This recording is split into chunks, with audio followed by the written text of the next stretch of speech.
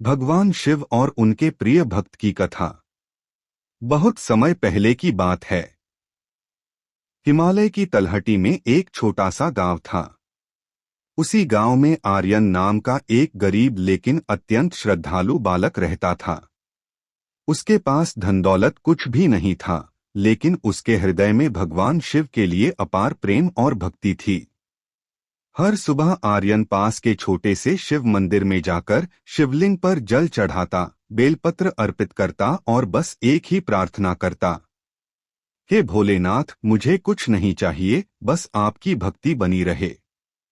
संकट का समय। एक वर्ष गांव में भयंकर सूखा पड़ा। खेत सूख गए, भोजन की कमी हो गई। लोग निराश हो गए, लेकिन आर्यन की आस्था डगमगाई नहीं। वह रोज मंदिर जाकर कहता, भोलेनाथ, अगर कष्ट भी आपका प्रसाद है तो मैं उसे भी स्वीकार करता हूँ। उसकी यह निश्चल भक्ति भगवान शिव तक पहुंच गई। भोलेनाथ की परीक्षा। एक दिन भगवान शिव एक वृद्ध साधु के वेश में गांव आए। वे आर्यन के पास पहुंचे और बोले, बेटा, मुझे बहुत भूख लगी है, क्या तुम मुझे कुछ खाने को दोगे?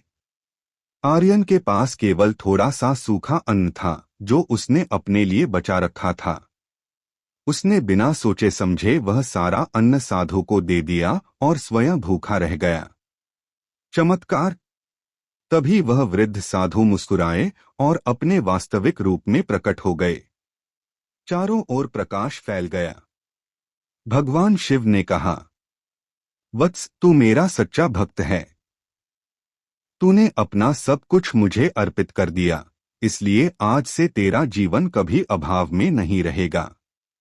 उसी क्षण बादल घिर आए, वर्षा हुई, खेत हरे भरे हो गए और गांव में खुशहाली लौट आई। सीख। भगवान शिव ने आर्यन से कहा, सच्ची भक्ति दिखावे से नहीं, त्याग, विश्वास और प्रेम से होती है। आर्यन उस दिन से पूरे गांव के लिए प्रेरणा बन गया। कथा से शिक्षा। जो भक्त सच्चे मन, निस्वार्थ प्रेम और विश्वास से भगवान की भक्ति करता है, भगवान स्वयं उसकी रक्षा करते हैं। भोलेनाथ अपने भक्तों की भक्ति कभी व्यर्थ नहीं जाने देते। भगवान शिव और उनके प्रिय भक्त की कथा।